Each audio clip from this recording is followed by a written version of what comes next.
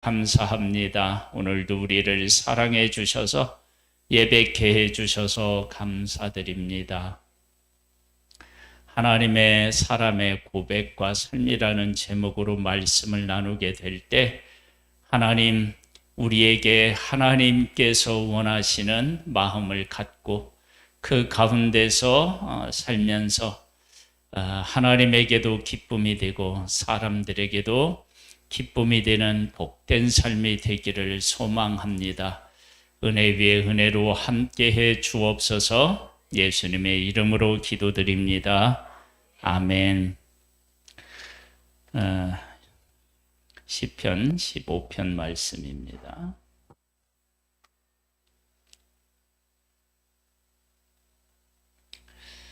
어, 5절로 구성된 말씀인데요. 다윗이 쓴 시입니다. 제목은 하나님의 사람의 고백과 삶입니다. 1절에 보면 여호와여 주의 장막에 머물 자 누구며 주의 성산에 사는 자 누구오니까. 이것은 주의 장막, 주의 성산, 이것을 최고의 가치로 알고 있다.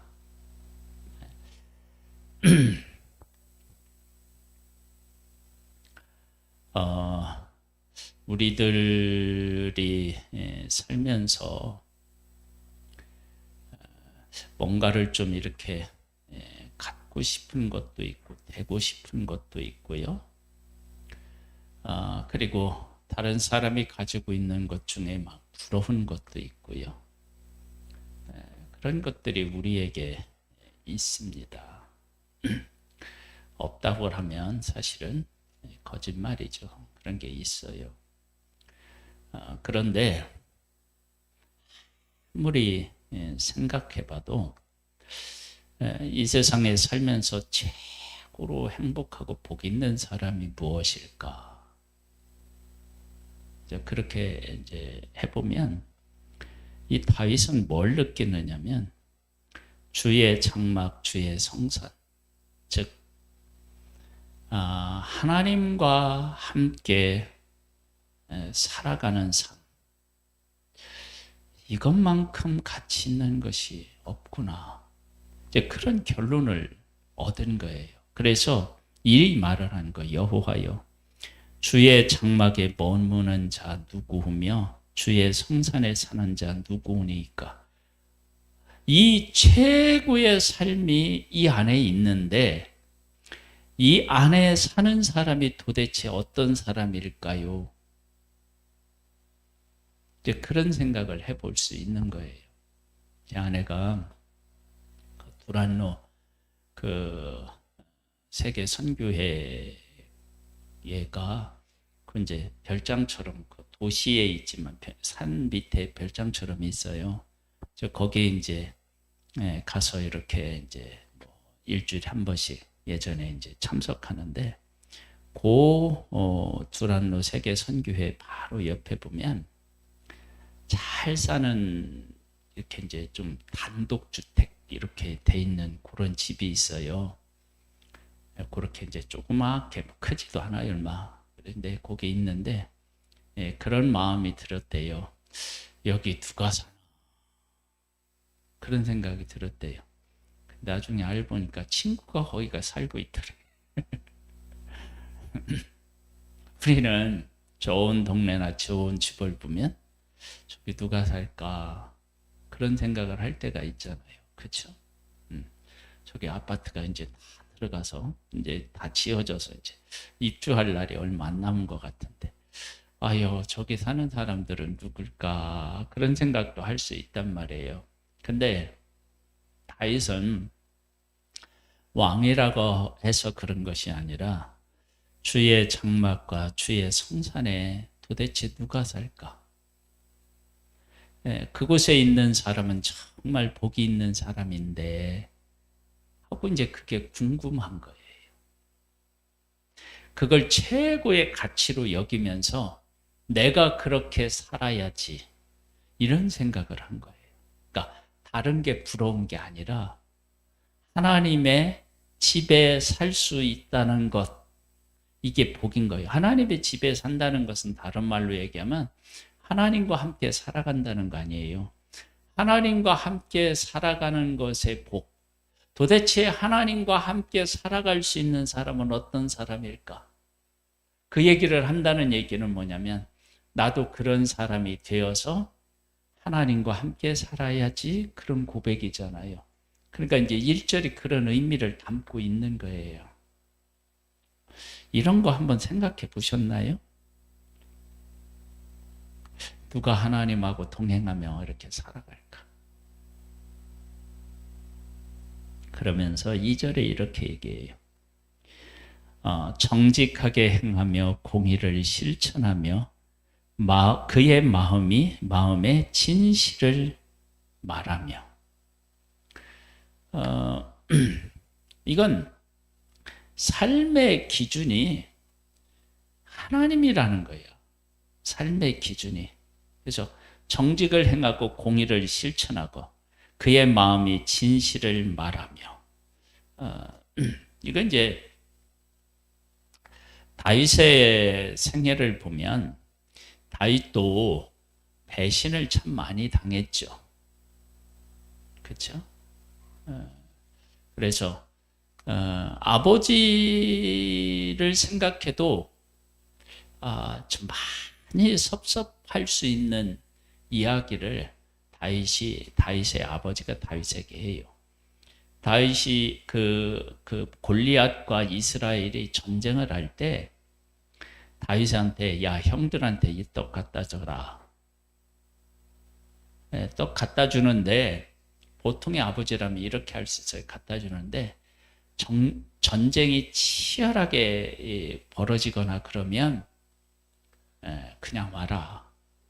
그게 아버지가 할 수 있는 얘기잖아요.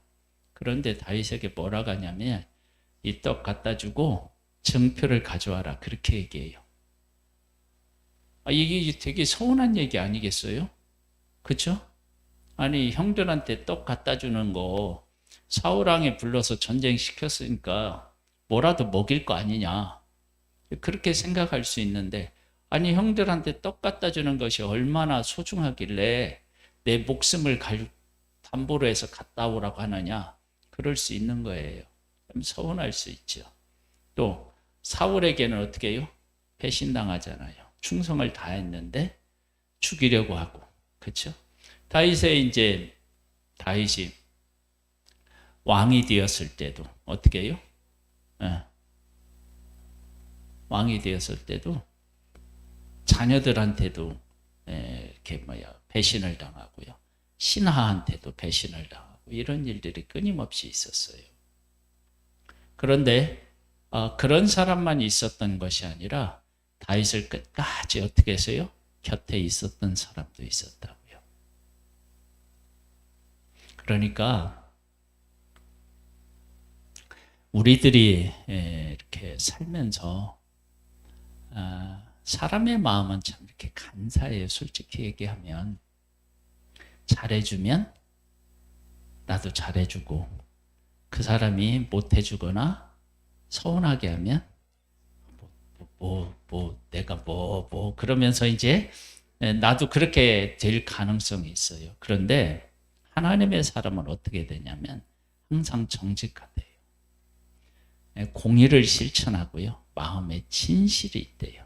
이것은 하나님이라고 하는 분의 절대적인 가치, 기준, 이걸 가지고 인생을 살아나가는 거예요.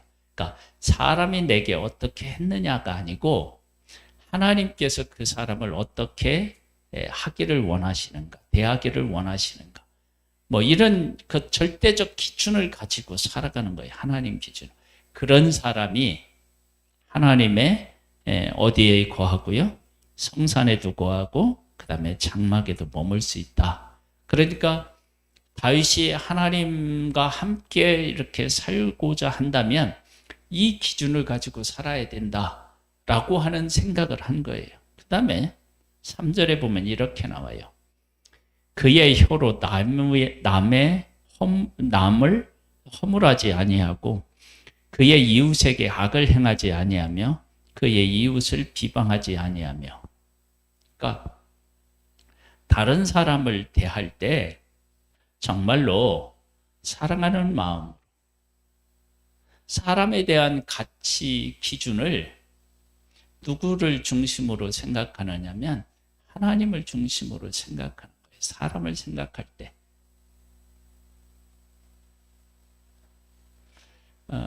그래서 이런 모습은 다윗의 생애에서 압살롬이 반역을 했을 때 도망갈 때, 그렇죠? 막 다윗을 저주해. 누가 저주하죠? 시므이가 저주하죠. 막 저주를 하는데 요압이 그러죠. 내가 가서 저런 놈을 단칼에 그냥 죽여버릴까요? 그렇게 하는데 뭐라고 하냐면 내 아들도 나를 이렇게 반역해서 죽이려고 하는데 내버려둬라. 저가 나를 저주하는 것 때문에 하나님이 나를 긍휼히 여기실 줄 어떻게 알겠느냐. 내버려두라. 그렇게 이야기를. 아니 지금 반역이 일어나서 도망가는데 저주하는 사람을 만나서 내가 그를 해할 수 있는 능력이 내게 있다면 그냥 놔두겠어요? 정말 요압이 얘기한 것처럼 어떻게 해요? 단칸에 그냥 끝내버리죠. 그런데 다윗은 그렇게 생각하지 않아요. 하나님께서 이 일로 인하여서 나를 더 긍휼히 여기실 줄 어떻게 알겠느냐. 그러면서 그 상황에서도 누구를 생각하냐면 하나님을 생각하는 거예요. 우리는 어떤가요? 화나면 어떻게 해요? 하나님이 그 뭐고 막 배는 게 없잖아요. 권사님은 화나는 때 하나님이 기억나나요? 그건 뭐냐면 내가 하나님과 함께 살아가는 것, 하나님이 나에게서 멀어지거나 하나님을 내가 잃는 것, 이것이 엄청난 최고로 내 생애에 있어서 그 아픔이고 손해고 그런 것을 알기 때문에 어떻게 하든 하나님과 함께 살아갈 수 있는 방법을 항상 생각하는 거예요. 우리들은 여기 이제 나중에 이제 그 돈에 대한 얘기가 나오는데요. 우리 이 자본주의 사회에서는 사실은 돈이 정말 이게 엄청난 위력을 가지고 있어요. 그래서 우리들이 뭐를 할 때마다 항상 뭐가 따라와요? 돈이라는 게 따라와요. 돈. 막 이런 생각을 한다고요. 뭐 해달라고 하면 자식의 마음을 헤아리기보다는 어떻게 해요? 아, 돈을 생각한다. 교회가 뭐를 좀 하자고 그러면 뭐예요? 그게 필요한 건가, 필요치 않은가 생각하기 이전에 뭐예요? 아, 돈이 들어갈 텐데, 나 돈 낼 거 없을 텐데, 뭐 이런 생각을 한다고 항상. 그런데 하나님을 정말로 하나님과 동행하면서 살아가는 것이 최고의 가치인 사람은 우리가 늘 돈을 생각하는 것처럼 하나님을 생각하는 거예요. 그 자리에. 이건 정말 하나님이 기뻐하시는 일이다? 그럼 해야지. 사람을 대할 때, 저 사람을 어떻게 대하는 것을 하나님이 기뻐하실까? 그런 생각을 하는 거예요. 왜? 하나님께서 자기를 만나주시고 자기와 함께 하시는 그런 하나님을 대하면서 이 세상 어떤 것보다도 하나님과 동행하며 살아가는 것이 최고라고 하는 사실을 알기 때문에. 근데 우리는 안 그래요. 내 성질 건드려 봐요. 그럼 뭐 어떻게 해요? 자식도 안 보여. 그러면서 이렇게 그의 혀로 남의 허물하지 않고, 그러니까 허물하지 않는다는 것이 막 죄만 드러내지 않는 것만이 아니라 그들의 약점에 대해서도 어떻게 해요? 너그럽게 관용하고 덮어줄 줄 알고요. 그의 이웃에게 악을 행하지 아니하며.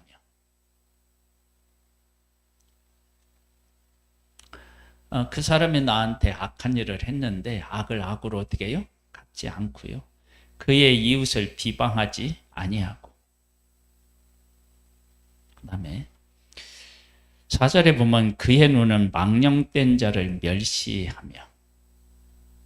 그 사람이 지위가 어떻든, 그리고 지금 그 사람이 잘 나가든 못 나가든 그런 거 관계없이 그 사람이 망령되게 그 사람이 행하는 것 같다. 그럼 어떻게 해요?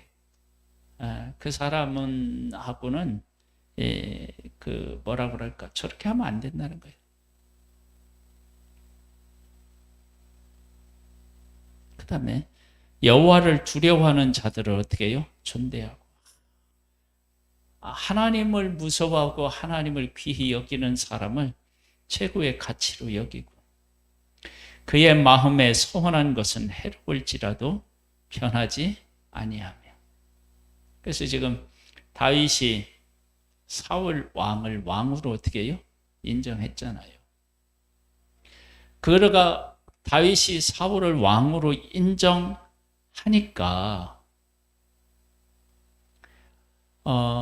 다윗이 사울을 죽일 수 있는 절호의 기회가 2번 왔잖아요. 그런데 어떻게 해요? 하나님이 기름 부은 사람을 내가 해할 수 없다. 그러니까 내가 뭐 서운했다 그게 아니라더라도 내가 그 사람을 하나님이 기름 부은 사람으로 인정했다. 그러면 그가 나를 죽이려고 하는데도 어떻게 해요? 그를 인정하는 거예요. 이게 얼마나 어려운 일이에요. 그렇죠? 그런데 그렇게 하는 것을 하나님이 기뻐하시고, 그렇게 함으로 내가 하나님과 동행할 수 있다. 그럼 어떻게 해요? 나는 그 길을 택하겠다. 왜? 내 인생의 최고는 누구시고요? 하나님이시기 때문이다. 우리가 하나님에 대해서 알고 하나님을 믿고 따른다면 우리도 좀 이런 고백을 좀 할 수는 없을까? 그리고 어떤 일을 만났을 때 내 감정이라든지 내 이익이라든지 뭐 내 자존심이라든지 이런 것 좀 내세우지 않고 그런 일이 있을 때 하나님이 좀 생각나서, 야, 하나님이 내가 이렇게 하면 하나님이 기뻐하실까 안 하실까? 내가 이렇게 하면 하나님께서 싫어하실 텐데 마음 아파하실 것 같은데, 이런 생각이 어떤 일이 딱 내게 왔을 때 그런 생각을 좀 하면서 살아야 되는데, 그 사람이 누구냐면 하나님의 장막과 성산에 거할 수 있는 사람이라는 거예요. 거기에 거할 수 있는 사람이 도대체 누구냐? 왜 누군지가 관심이 있느냐 하면은 그게 복이라고 하는 사실을 아니까 그런 거예요. 우리가 거기에 대해서 전혀 관심이 없으면 거기에 누가 살든지 무슨 관계가 있어요. 그런데 주의 장막과 성산에 누가 살지? 관심이 있는 것은 거기에 살아가는 사람이 복되다는 것을 알기 때문이고, 내가 그런 사람을 만나면 내가 부러워할 사람이 그 사람이다 라고 하는 생각을 가지고 있기 때문에 그런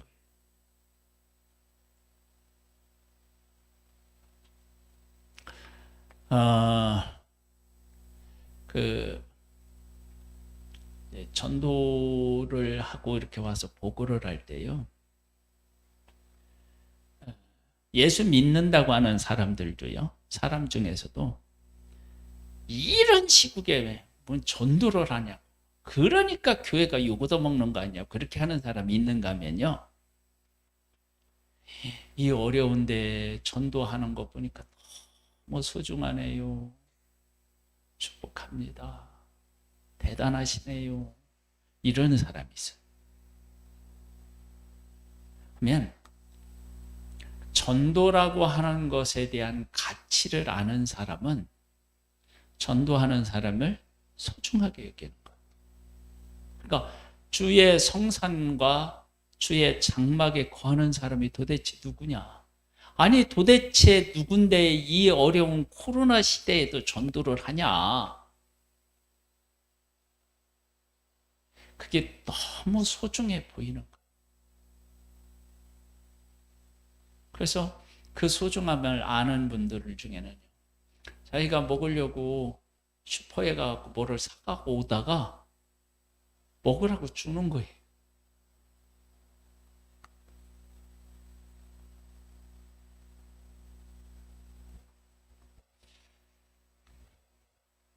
그러면서요. 5절에 15절에 보면 이렇게 나와요. 이자를 받으려고 돈을 구워주지 아니하며 뇌물을 받고 무죄한 자를 해하지 아니하는 자이니 이런 일을 행하는 자는 영원히 흔들리지 아니하리이다. 그러니까 돈을 추구하지 않는 거예요. 돈. 그렇게 우리들이 그냥 가까이 하고 그 목놓아 부르는 돈. 그 돈에 얽매이지 않는 거예요. 진정한 가치를 추구하는 거예요. 그 다윗은 야 누가 하나님의 전에 거하지?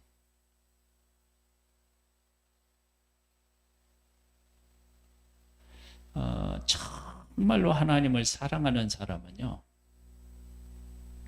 예배를 드릴 때 야 오늘은 예배에 누가 나갔을까? 아 나도 가서 예배 드려야 될 텐데 이제 이런 사람들은 정말로 예배를 사모하는 사람이고요. 그렇지 않은 경우는요 예배를 누가 드리든 말든 전혀 관심이 없는 거예요. 지금 다윗은 하나님의 장막, 하나님의 성전에 거할 자가 누구냐? 이런 사람이 거한다. 그러면 내가 하나님의 장막과 성산에 거하기 위해서 나도 그렇게 살아야지. 나도 그렇게 살아야지. 이렇게 자기 자신을 향하여서 고백하고 그 뜻을 따라 막 추구해 가는 거예요. 그 사람은 하나님과 동행하며 당연히 살겠죠. 노아 시대에 하나님이 세상을 물로 심판할 만큼 세상의 모든 사람들의 생각이 항상 악했다고요. 그러한 때에 노아와 그 가족들은 의인으로 하나님하고 동행하며 살아가는 거예요. 그러면서 사람들이 비웃었을 텐데 방주를 짓는 거예요. 왜? 하나님 안에 살고 하나님의 뜻을 추구하는 것이 그 어떤 것보다도 가치가 있으니까.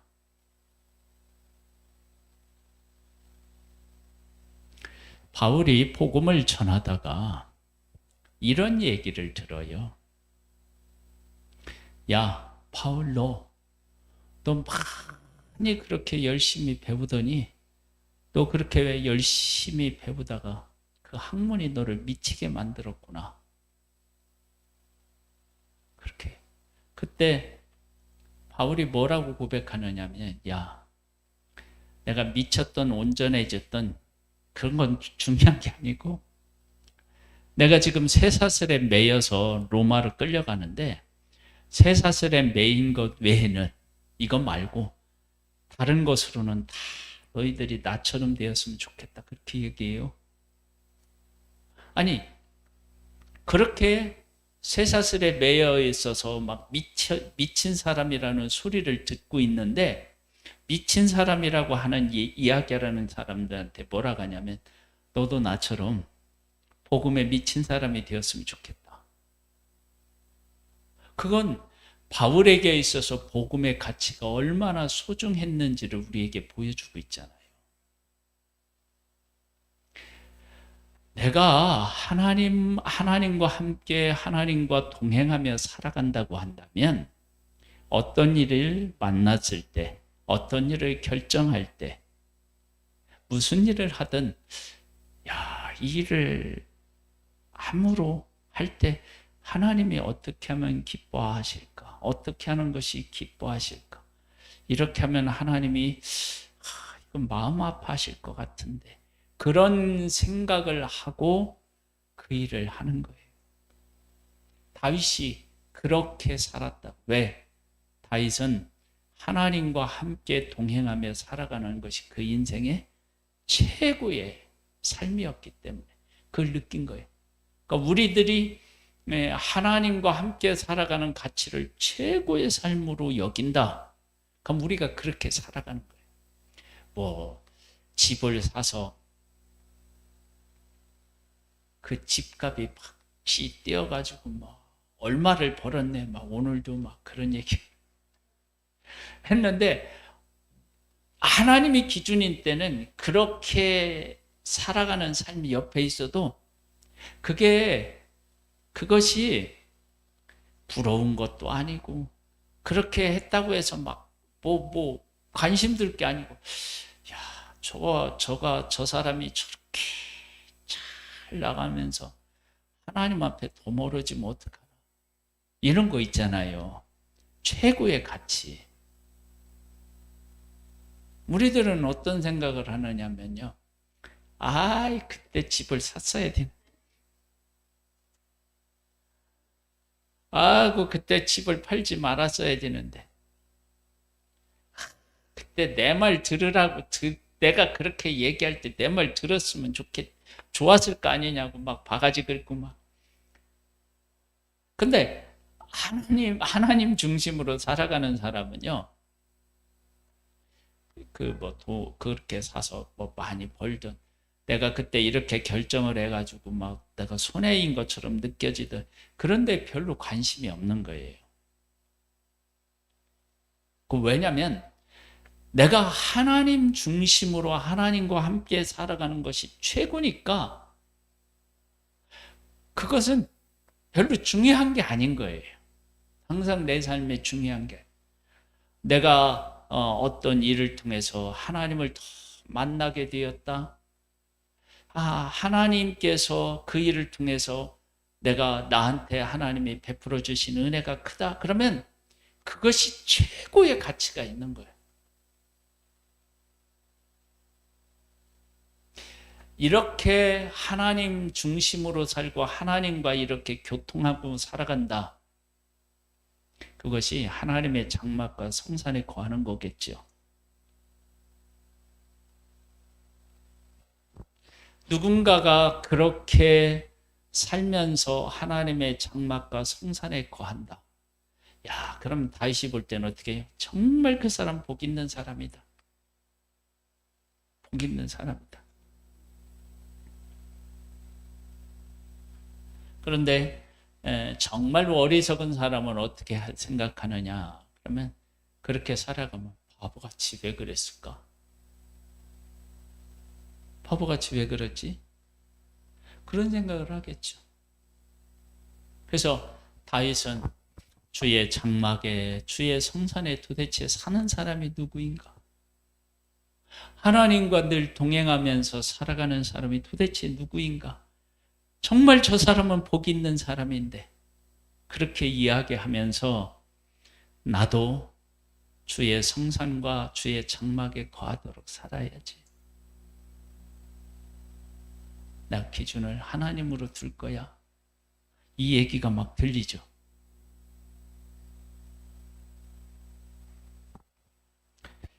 우리도 그렇게 되기를 소망합니다. 우리 430장으로 주와 같이 길 가는 것.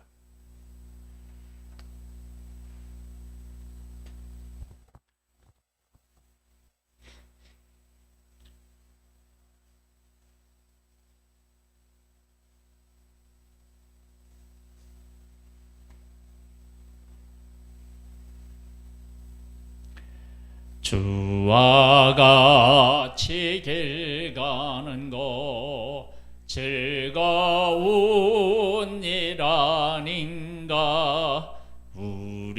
주님 걸어가시 발자취를 밟겠네.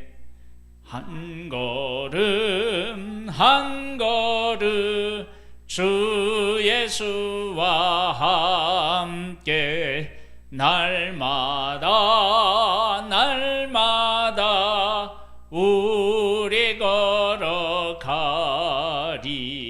어린 나이 같은 우리 미련하고 약하나 주의 손에 이끌리어 생명길로 가겠네. 한 걸음 한 걸음 주 예수와 함께 날마다 날마다 우리 걸어가리. 꽃이 피는 들판이나 험한 골짜기라도 주가 인도하는 대로 주와 같이 가겠네. 한 걸음 한 걸음 주 예수와 함께 날마다 날마다 우리 걸어가리. 옛 선지자의 녹같이 우리들도 천국에 들려 올라갈 때까지 주와 같이 걷겠네.